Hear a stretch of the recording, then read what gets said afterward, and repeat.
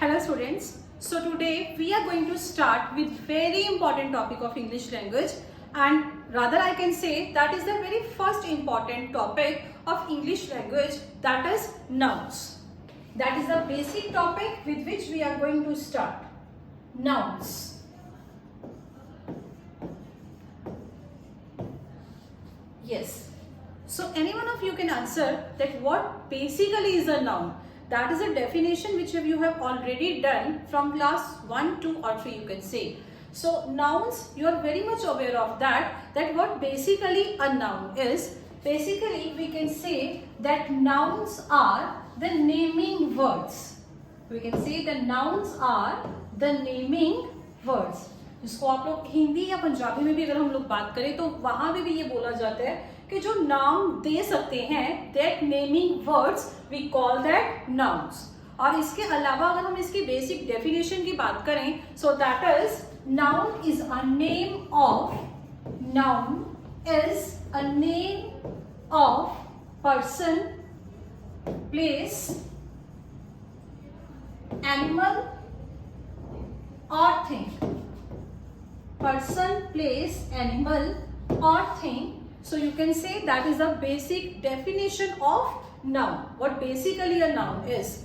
तो अगर इसकी एग्जांपल्स की बात करें तो उसमें आप लोग ये चारों जो कैटेगरीज हैं, that is person, place, animal या thing, इन चारों की कोई भी एग्जांपल आप ले सकते हो. जैसे अगर पर्सन कैटेगरी में से हमें कोई नाम देना हो, दैट इज नाउन की एग्जांपल देनी हो, सो you can say Rahul. You can right any name. You can write Rahul, Modi, Shah Rukh Khan, Katrina Kaif, any name you can write, that is example of person. After that place, you can say Patiala, Delhi, Mumbai or any place you want to write. Animal, that is name of animal, sheep, deer, lion, tiger, any type, any name of animal. And next is thing, that table, chair, phone, even this pen, all these are examples of noun. Because why? Because आप इन सब चीजों को नाम दे सकते हो. If I show you like this, you will always say कि ma'am this is pen. तो जिस चीज को नाम दे सकते हो, you will say that is a noun.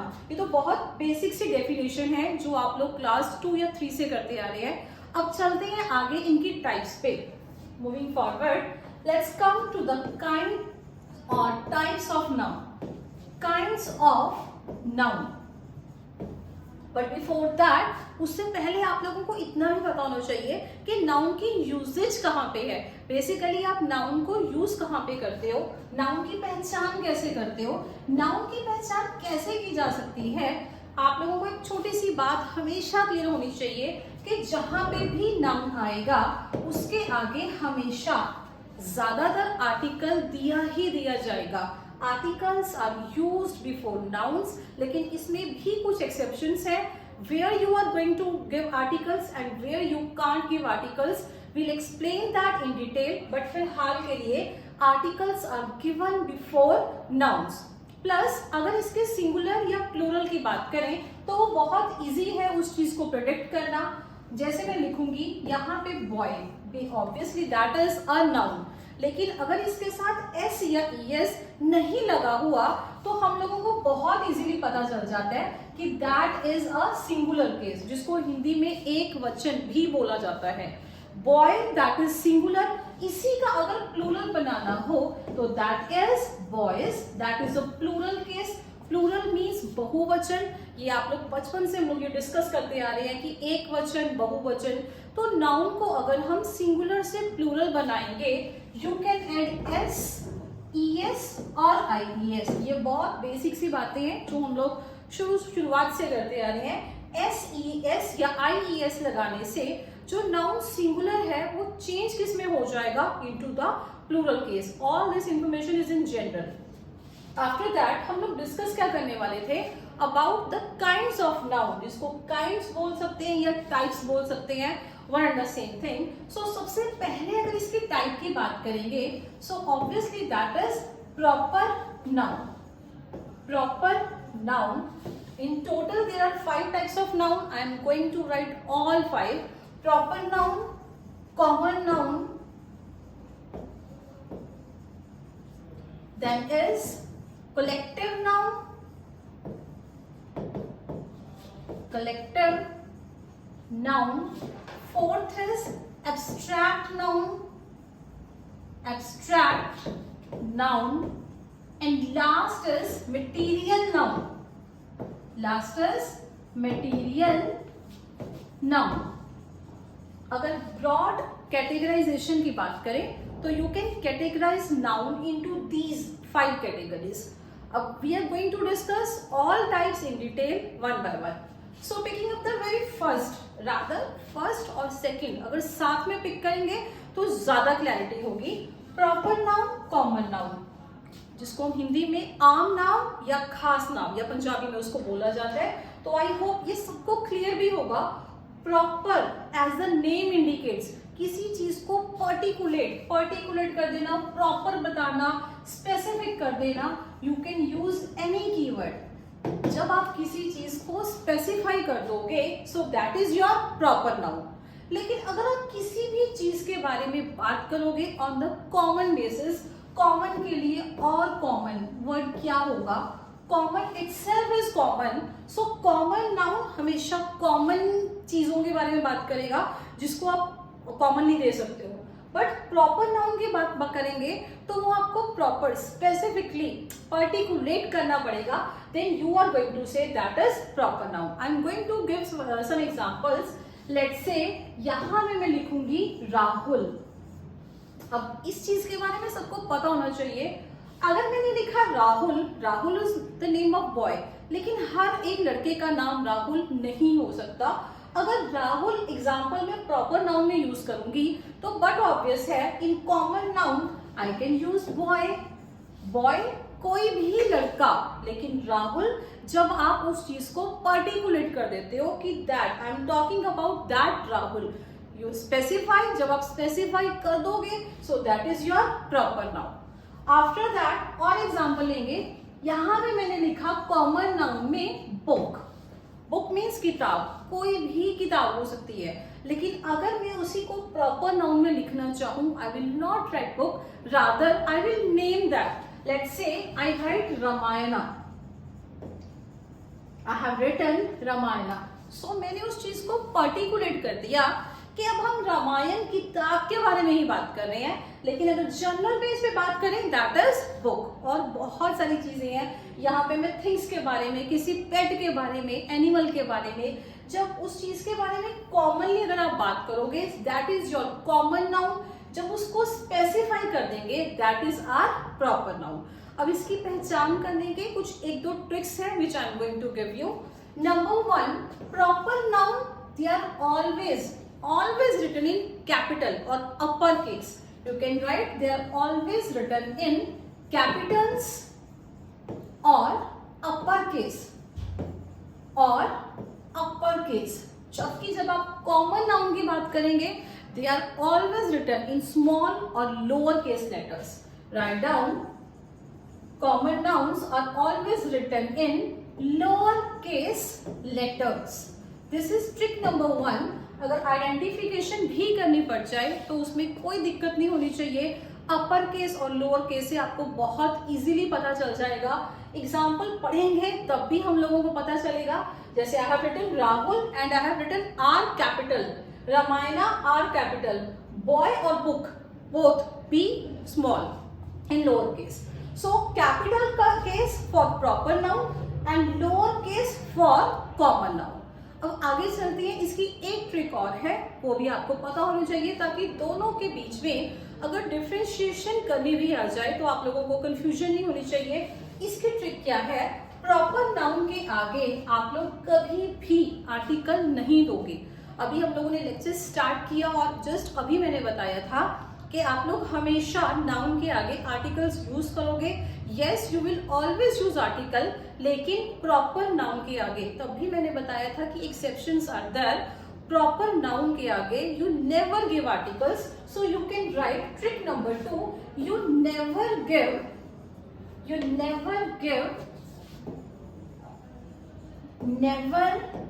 Give article before proper noun.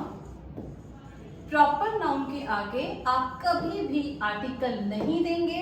This is rule number 1। Another rule, जब भी किसी कॉमन नाउन की बात की जाएगी you will always give article.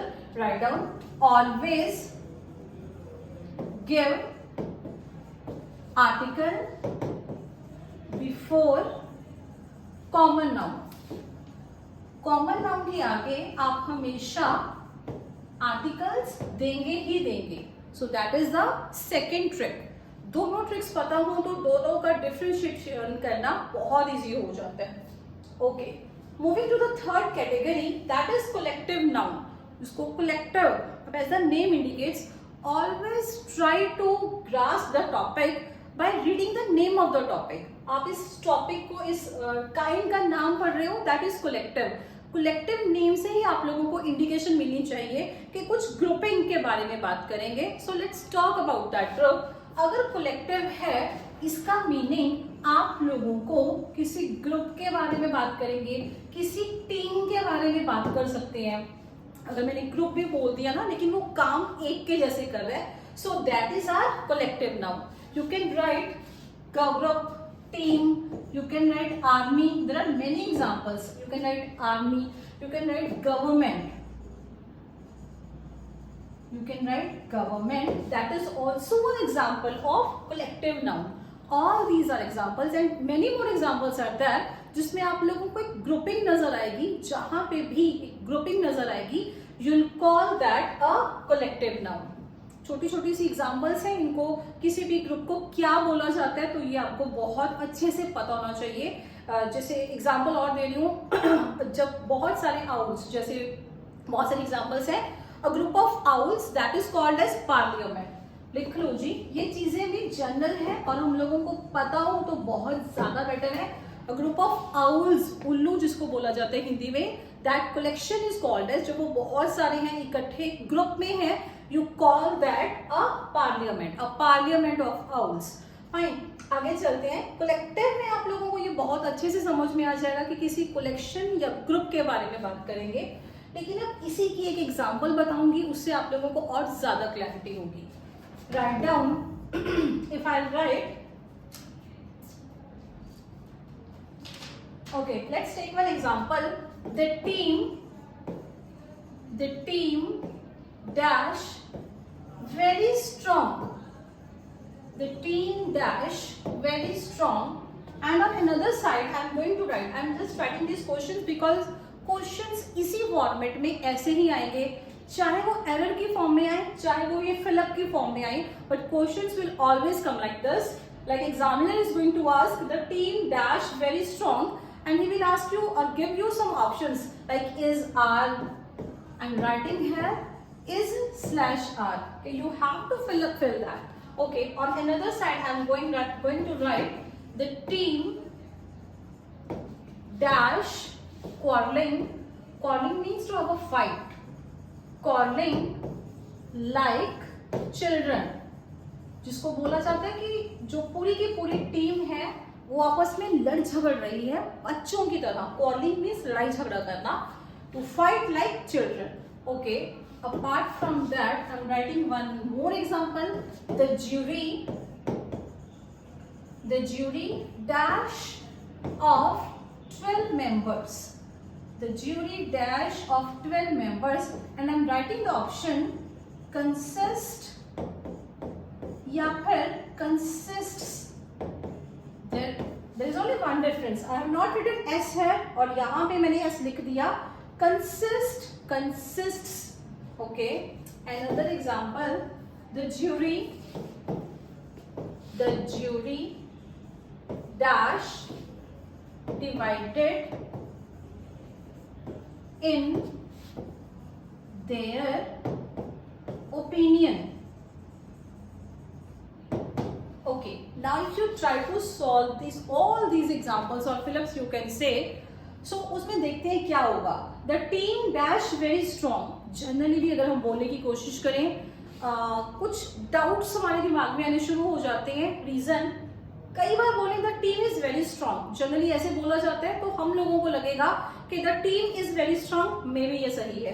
लेकिन फिर हम लोग देखते हैं टीम, और इतना हम सबको पता होता है कि is and are they both are verbs. Verb के बारे में बात करें, is a singular verb and are is a plural verb. Are ज्यादा के लिए यूज किया जाता है और इज हमेशा सिंगुलर, एक के लिए यूज किया जाता है।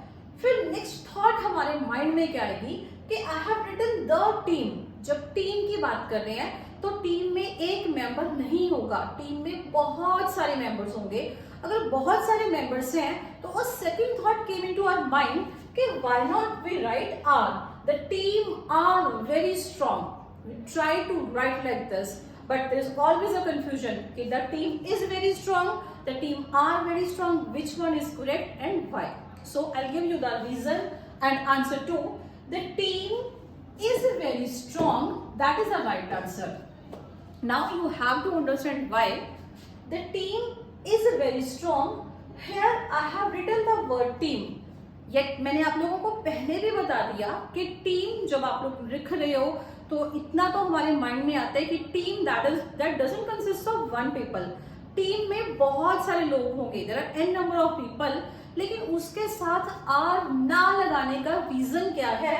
Because team dash very strong. जब आप लोग इस पूरे सेंटेंस को पढ़ेंगे तो आप लोगों को समझ में आएगा कि टीम बात तो कर रही है लेकिन वो एक की तरह काम कर रही है। जब ये पूरा का पूरा ग्रुप, पूरा का पूरा कलेक्शन एक की तरह काम करेगा, we are always going to write or give singular verb. That's why I have written singular verb. लेकिन वही अगर हम दूसरी वाली साइड चेक करते हैं, the team dash quarrelling like children. अब टीम के साथ एक जगह मैंने इज लिखा, माइंड में ये थॉट जरूर आएगा कि वहां पे भी द टीम इज लिख दो। द टीम इज या फिर are, I am writing the option है the team dash quarrelling like children. तो द टीम इज हमारे दिमाग में आना बहुत जेन्युइन है और ये बहुत बड़ी मिस्टेक है। रीजन, यहाँ पे टीम की बात तो की लेकिन वो टीम काम कैसे करी थी? एक की तरह। लेकिन यहाँ पे भी हम टीम की बात कर रहे हैं बट अनफॉर्चुनेटली वो अलग अलग की तरह बात कर रही है। Reason, the team dash quarrelling like children. Quarrelling means to fight. अब जब भी फाइट की बात होगी, that is but obvious understandable concept कि जब भी फाइटिंग की बात करेंगे तो एक साइड एक पर्सन होगा, दूसरी साइड दूसरा पर्सन होगा। One person can't fight with each other. वो एक अपने साथ नहीं लड़ाई कर सकेगा लेकिन उसको लड़ने के लिए, क्वारल करने के लिए, फाइटिंग करने के लिए सामने किसी पर्सन का होना बहुत जरूरी है। और जब ऐसे टीम में एकता या मतलब एक वाला कॉन्सेप्ट टूट जाएगा और वहां पे उसकी सेपरेशन का कहीं ना कहीं आप लोगों को नजर आए तो वहां पे डायरेक्ट हम लोगों का आंसर होना चाहिए the team are quarrelling like children. Until unless आप लोगों को फाइटिंग का, सेपरेशन का इशू ना नजर आए तब तक आप लोग उसके साथ प्लूरल नहीं लगाओगे। जब ऐसा कुछ दिखा, I have given plural noun और अगर उसमें एक की तरह काम कर रहे थे, एक यूनिटी की फील आ रही थी मेरे को, तब मैंने वहां पे सिंगुलर नाउन दे दिया। चलते हैं next example, the jury dash of 12 members. एक ज्यूरी है, उसमें 12 मेंबर्स की हम लोग बात कर रहे हैं। अगर 12 मेंबर्स हैं तो यहाँ पे अगर आप इस सेंटेंस को पढ़ो, कोई सेपरेशन, लड़ाई झगड़ा ऐसा कोई बात नहीं करे। दैट मीन्स यहाँ पे मेरे को एक सिंगुलर वर्ब की जरूरत है। लेकिन फिर मेरे लिए ये पहचान करना थोड़ा सा मुश्किल हो जाता है कि कंसिस्ट और कंसिस्ट्स दोनों में से सिंगुलर वर्ब कौन सा केस बनेगा। So let's discuss that. अब मेरे को इस पिछले वाले क्वेश्चन में, लाइक इन दिस क्वेश्चन, इतना तो हम लोगों को समझ में आया, the jury dash of 12 members. Separation की बात नहीं है, फाइटिंग की बात नहीं है, सो एक यूनिटी वाला फील आया। So I want to have a singular verb. लेकिन इन दोनों में से सिंगुलर वर्ब है कौन सा, इसको पहचानने के लिए थोड़ा सा हम लोगों को नाउन और वर्ब इनका एग्रीमेंट भी स्टडी करना पड़ेगा और नंबर 2 इनका सिंगुलर और प्लूरल केस क्या होता है उस चीज के बारे में इंफॉर्मेशन होना बहुत जरूरी है। So let's discuss that. Before solving that, nouns. अगर नाउन्स की बात की थी, अभी जस्ट हम लोगों ने डिस्कस किया कि नाउन्स के सिंगुलर से प्लूरल बनाने में आप लोग क्या ऐड करते हो? You are going to use s, e s or I e s. Like I have already given example boy. I will write boys. What I have to add?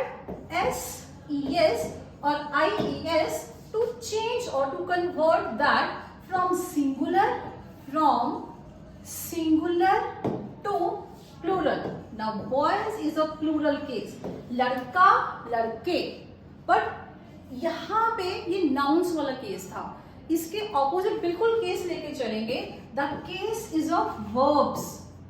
Verbs क्या है? Verbs के बारे में अभी हम लोग आगे हमारी वीडियोस जरूर आएंगी, बट वर्ब्स के बारे में इतनी इंफॉर्मेशन होनी चाहिए. Verbs basically are action words. किसी काम का करना या किसी काम का होना, उसके बारे में इंफॉर्मेशन देने वाला और कुछ नहीं है, कोई नहीं है, no other than verbs.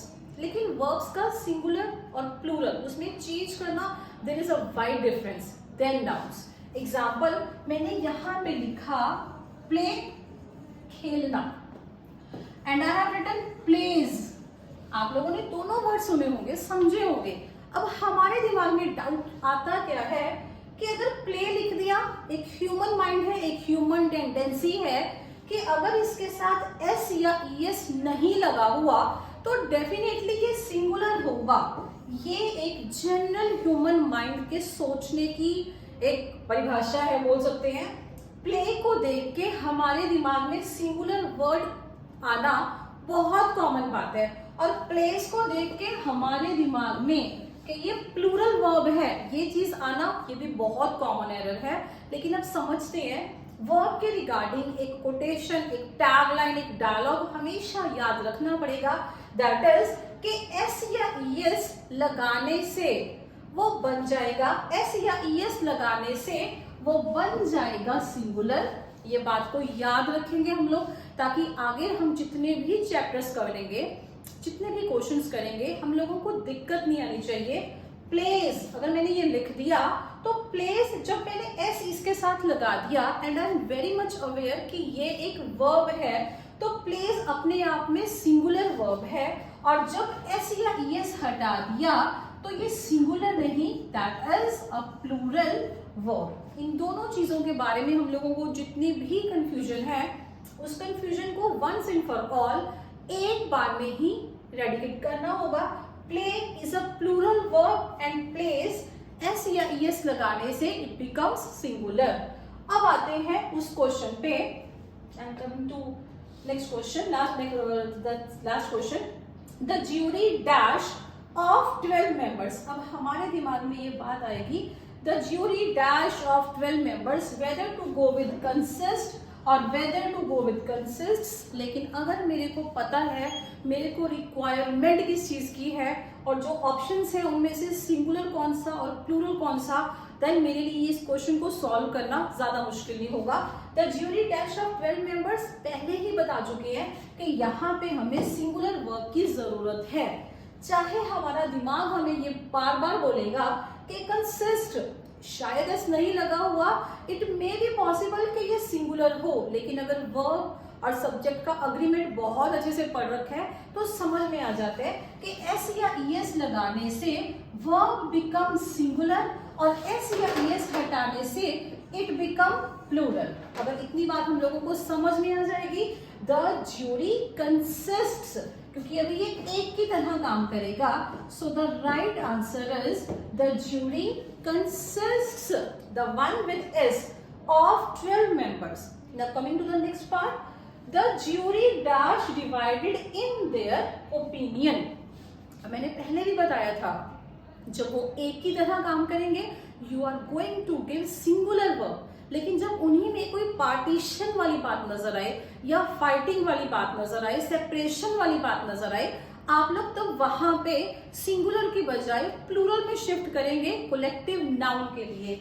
Jury अपने आप में, जैसे बोला जाता है ना, jury members are there, jury अपने आप में that is a collective noun. अब इसके साथ डिवाइडेड, डिवाइडेड मतलब डिवाइड हो जाना. अगर वो डिवाइड की बात कर रहे हैं, सेपरेशन की बात करेगा, तो मेरे को डेफिनेटली यहाँ पे एक प्लूरल नाउन की जरूरत है. और अगर प्लूरल नाउन आएगा यहाँ पे जो भी ऑप्शन होगी, I better write are, the jury are divided in their opinion, यहाँ पे इज बिल्कुल भी नहीं आएगा.